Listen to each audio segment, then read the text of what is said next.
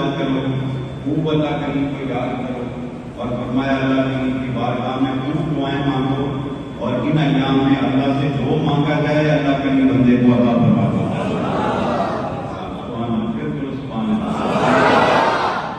اور کچھ باتیں وہ لوگ جو ان دنوں میں روزے رکھ رہے ہوں گے کہ رسول اللہ صلی اللہ علیہ وسلم نے ہر روزے کی برکات، فضیلت اور اہمیت پر الگ ارشاد فرمایا، اور فرمایا جب خاص طور پر 8ویں ذی الحج آتی ہے تو 8ویں ذی الحج میں جو بندہ روزہ رکھتا ہے 1000 غلام خرید کر کے راہ اللہ آزاد کرنے کے برابر ثواب ملتا ہے، 1000 اونٹ اللہ کے نام پہ قربان کرنے کا ثواب ملتا ہے۔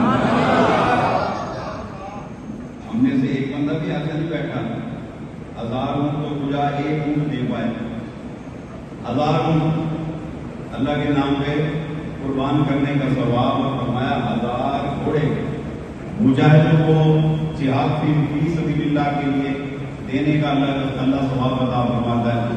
اب ایک اونٹ کتنا قیمتی ہے، ایک گھوڑا جو ہے وہ کتنا کاسٹلی ہے، اور سرکار نے فرمایا 1000 گھوڑا، اللہ اکبر۔ اور فرمایا جب نامی ذی الحج جو یہ کہ یوم عرفہ ہے، جس دن حج ہو رہا ہوتا ہے، تو فرمایا اس دن کا روزہ جو ہے ثواب ڈبل ہو گیا، 1000 کی بجائے 2000 غلام خرید کر کے راہ اللہ آزاد کرنے کا ثواب، 2000 اونٹ اللہ کے نام پہ قربان کرنے کا ثواب، اور 2000 گھوڑے خرید کر مجاہدوں کو دینے کے برابر اللہ ثواب عطا فرماتا ہے۔ اتنی فضیلت کی بات ہے، اور یہ کیسا کرم ہے رسول اللہ صلی اللہ علیہ وسلم کا، ان کی رحمت دیکھیں کہ امت کے عمراء جو ہیں وہ ان کے پاس نوٹ ہوں گے تو وہ بکرے مال خرید کر تو وہ قربانی بھی کریں گے، جہاد کے لیے بھی دیں گے۔ امت کے غرباء کا کیا بنے گا؟ فرمایا تم روزے رکھ لو، رب کریم تمہیں ان کے برابر ثواب عطا فرمائے۔ کچھ نہیں کر سکتے، کم از کم ضرور ضرور روزہ ضرور رکھیں، اور ان روزوں کی بڑی فضیلت ہے، بڑی اہمیت ہے۔ رسول اللہ صلی اللہ علیہ وسلم نے فرمایا کہ یہ جو 10ویں محرم کا روزہ رکھا جاتا ہے، فرمایا یہ 1 سال کے روزوں کے برابر کا ثواب ہے، اور نامی ذی الحج کا 2 سال کے روزوں کے برابر ثواب، فرمایا 1 سال پچھلے اور 1 سال اگلے سال کے گناہوں کے کفارے کا باعث بن جاتا ہے۔ تو نامی ذی الحج کب ہوگی؟ نامی ذی الحج اسی دن ہوگی جس دن وہاں پر حج ادا ہو رہا ہوگا۔ یہ ذہن میں رکھنا، چاند کا فرق ہے، وہاں 1 دن پہلے، یہاں 1 دن بعد، وہاں 1 دن پہلے حج، یہاں 1 دن بعد اس کی تاریخ ہے، وہاں 1 دن پہلے عید ہے، ہمارے یہاں 1 دن بعد ہوگی، مگر یوم عرفہ اور 8ویں ذی الحج وہی ہوگی جس دن وہاں پر حج ہو رہا ہوگا۔ اس لیے 8 ذی الحج اور 9ویں ذی الحج کا حساب آپ نے وہاں کے حساب سے لگانا ہے۔ اور اب اگر آپ نے قربانی خریدی ہے تو بہت اچھا کیا، قربانی کا جانور اگر نہیں خریدا تو کوشش کریں ضرور خریدیں، باقی خرچے بھی ہو جاتے ہیں، اگر یہ ہو گیا تو کوئی فرق نہیں پڑتا۔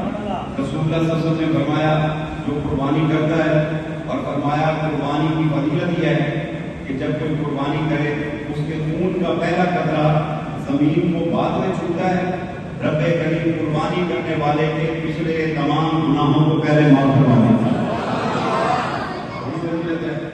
فرمایا قربانی جب کرو تو قربانی کے جانور کے پاس آ جاؤ۔ یہ جو ہم حصے ملاتے ہیں نا، حصے ملانے کے بعد ہم کیا کرتے ہیں، وہیں بیٹھے رہتے ہیں کہ ہمارا حصہ ملا لو، حصہ مل گیا، ہم وہاں جانے کی تکلیف نہیں کرتے، اور بعد میں کہتے ہیں گوشت بھجوا دو، میں لڑکا بھیج رہا ہوں گوشت دے دو۔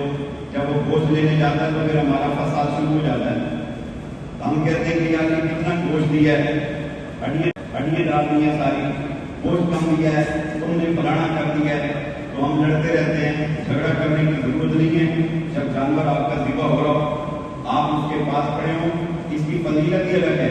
میرے آقا فرماتے ہیں جو جانور کے پاس کھڑا ہوتا ہے قربانی سے قبل، فرمایا وہ ایسے ہے جیسے وہ جنت کے قریب کھڑا ہو۔ سبحان اللہ، کس کے قریب کھڑا؟ جنت کے قریب کھڑا ہو۔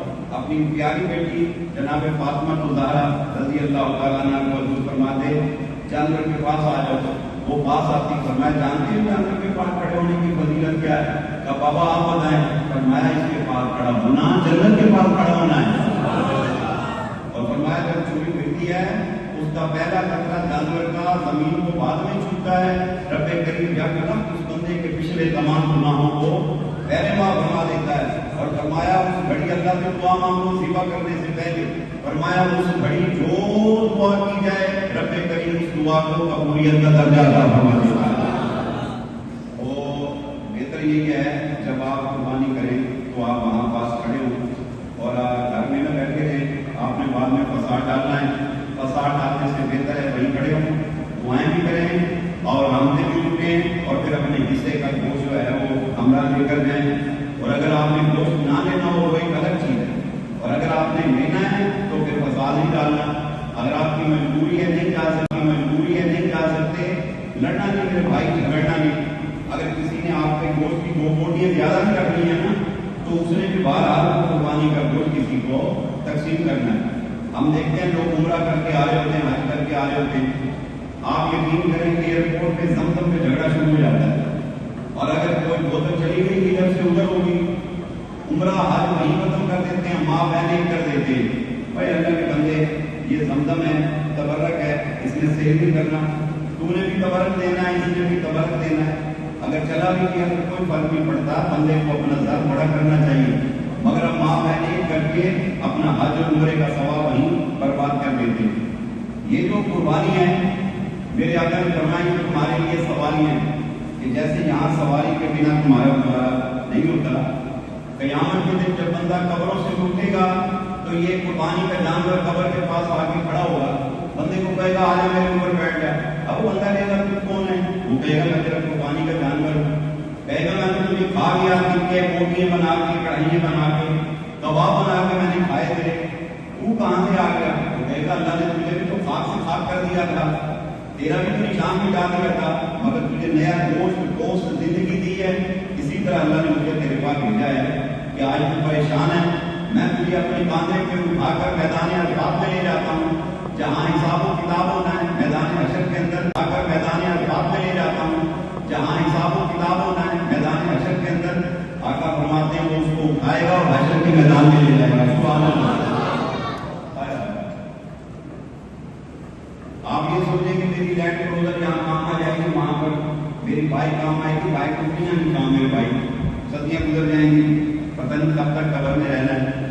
اور کسی نے آپ کی لینڈ کروزر، آپ کی بائک قبر میں نہیں رکھنی، اگر کوئی رکھ بھی دے آپ کی کسی کام کی نہیں ہے، وہ سواری وہ ہے۔ سبحان اللہ۔ اور پھر کمال ہے 7 حصے جانور کے ہوئے اور ہر حصے والے کو وہ پہچان رہا ہے جانور۔ ایک حصہ دار جو تھا وہ پاکستان پر موازینوں قوموں بھاویہ اعمال کو لے جائیں گے، نیکیاں بڑھیں گی جنت، بدیاں بڑھ گئی تو جہنم۔ فرمایا جب وہ اعمال کو لے جائیں گے تو بندہ پریشان ہوگا۔ پل صراط کا پروسیس ہے بہت بڑا، بہت بڑی پل صراط ہے، چیٹھی جتنی کہنی، بہت لمبی پل صراط ہے، تلوار کی تیز دھار سے زیادہ دھار ہے۔ اور فرمایا تھوڑا سا بھی بندہ ہچکچایا جہنم میں چلا جائے گا۔ چندی لوگ توڑ کر ہوا کے جھونکے کی طرح وہ جنت میں چلے جائیں گے، مگر بدکار غافل سیاہ لوگ جو ہیں وہ پھنس جائیں گے۔ اب اس گھڑی بندہ پریشان ہوگا، ابھی یہاں سے بھی گزرنا، میرا کیا بنے گا؟ سرکار فرماتے ہیں وہ قربانی کے جانور آ جائیں گے اور آ کر کہیں گے پریشان نہ ہو، آپ تجھے ہم چھوڑ کر آتے ہیں۔ وہ کہے گا تم کون ہے؟ کہتا اتنے جلدی بھول گیا تم میں تیرا قربانی کا جانور ہوں۔ کیا کرے گا؟ کہا میں تجھے چھوڑ کر آؤں گا۔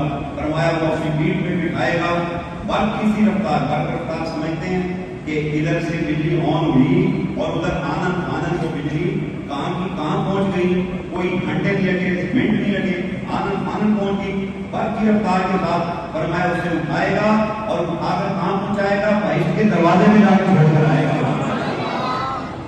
سودا وارے کا ہے، سستا سودا ہے۔ اگر یہ قربانی کر کے جنت ملتی ہے، توبہ قبول ہوتی ہے، گناہ معاف ہوتے ہیں، دعا قبول ہوتی ہے، وہاں سواری ملتی ہے۔ میرے بھائیوں میں کہوں گا کہ آپ ضرور بضرور جو ہے وہ قربانی کا اہتمام ہمارے ادھاروں کو دعا دیتا ہے اپنے کرم سے۔ آج ہم نے ادھار لیا اللہ کے لیے، سبحان اللہ۔ کس کے لیے؟ کس کے لیے؟ اب آپ کہیں گے کوئی ضروری تو نہیں ہے، ہاں اب پیسے نہیں ہے تو ہم کہاں سے کریں؟ لوگ کہتے ہیں اس طرح سے یہ کہاں لکھا ہوا ہے کہ ہم ایسا کریں؟ ارے یہ کہاں لکھا ہوا ہے کہ گھر میں مہمان آئے، گھر میں کچھ نہ ہو تو ادھار لے کے روٹی کھلاؤ؟ نہیں ہے، تو کہہ دو نہیں پائے، ہمارے پاس نہیں ہے، پانی پی کے جائے تو۔ لیکن رسول اللہ صلی اللہ علیہ وسلم، صحابی کہتے ہیں جناب رافع جی، فرمایا رافع جا ایک کام کر کہ جا کر یہودی کے پاس چلا جا اور اس کو جا کر کہ میرے گھر میں مہمان آئے ہیں، کھانے پینے کا سامان ادھار میں دے دے۔ اور یہودی کے پاس گئے، یہودی نے کہا میں نہیں دیتا، مجھے کوئی چیز ذرا ضمانت رکھ دو۔ آقا نے فرمایا بہت غلط کیا اس نے یہ کہہ کے کہ میں تو امین ہوں، میں تو امانت دار ہوں، اگر وہ مجھ پہ اعتبار کرتا میں نے اس کی چیز لوٹا دینی تھی۔ بہرحال کوئی بات نہیں، جھگڑا نہیں کرنا، میری زیرہ لے جاؤ، ذرا ضمانت رکھ دو، کھانے پینے کا سامان لاؤ تاکہ میں مہمان کی مہمان نوازی کر سکوں۔ سرکار نے وہ ادھار لے کر زیرہ ذرا ضمانت رکھ کے مہمان نوازی کی، اور اس کے بعد جب آپ کے پاس پیسے آئے آپ نے وہ واپس کیے اور اپنی زیرہ واپس لے لی۔ سبحان اللہ۔ اللہ کے لیے جب ایسا موقع آ جائے، اگر قرض لینا پڑ جائے تو کوئی فرق نہیں پڑتا، اور اللہ تعالیٰ اپنے کرم سے ادا کروا دیتا ہے۔ تو یہ اجازت نہیں دیتی وہ بھی کوئی فرق نہیں پڑتا، آپ باقی بھی تو قرض لیتے رہتے ہیں، باقی بھی قرض لیتے ہیں، یہ کام کر، یہ ایمان اور محبت کی باتیں ہیں۔ اللہ تعالیٰ ہم سب کو ایسی محبت عطا فرمائے، تو آمین۔ اللہ فرماتا ہے اِنَّا أَعْطَيْنَاكَ الْكَوْثَرَ فَصَلِّ لِرَبِّكَ وَانْحَرْ، فَصَلِّ لِرَبِّكَ وَانْحَرْ۔ تم نماز پڑھو اپنے رب کی اور کیا کرو؟ تم قربانی ادا کرو۔ کیا کرو؟ قربانی ادا کرو۔ اور قربانی کا حکم صرف حضور کو نہیں، حضور کو بھی ہے تو حضور کی ساری امت کو ہے۔ اللہ تعالیٰ ہم سب کو قربانی کی فضیلت اور اہمیت کو سمجھنے کی توفیق دے اور قربانی ادا کرنے کی توفیق عطا فرمائے۔